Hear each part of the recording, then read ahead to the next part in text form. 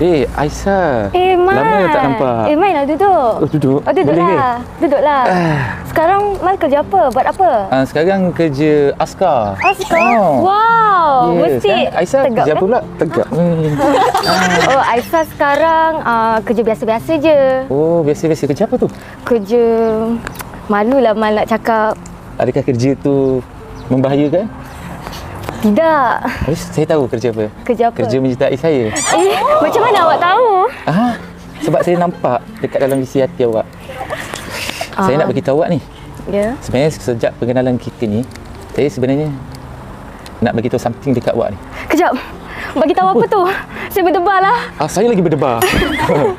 Awak nak bagi tahu apa? Saya sebenarnya nak beritahu awak selama pengenalan kita ni, saya dah jatuh cinta dekat awak.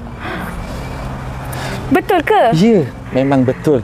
Sebenarnya saya pun sama. Ya, kenapa awak macam dekat ni? Alamak, minta maaf. Awak dah betul-betul. Minta maaf. Alamak. Habis tu macam mana peringkat seterusnya? Mal gila, Mal gila. Apa peringkat seterusnya awak nak dengan saya? Mal, kenapa buat macam ni? Saya baru jatuh cinta dengan awak. Tapi kenapa awak nak jatuh cinta lagi dengan saya? Jangan dekat Mal kalau macam ni. Saya macam ni mana, Mal? memang gila, tapi saya gila lagi mencintai awak tau. Mal gila-gila pun saya cinta juga kat awak. Aisyah gagap. Mal. Ya saya. Aisyah rasa macam... Saya dah tak tahan ni. Saya dah tak tahan. Mama duduk. Mama Jomlah cepat-cepat kahwin. Cepat. Mama kalau kahwin cepat. Saya dah tak tahan. Gila dah ni. Bila nak habis gila ni? Cepat gila habiskan.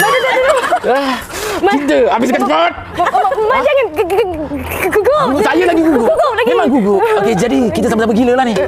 Saya tak gila, saya Gugup. gegap.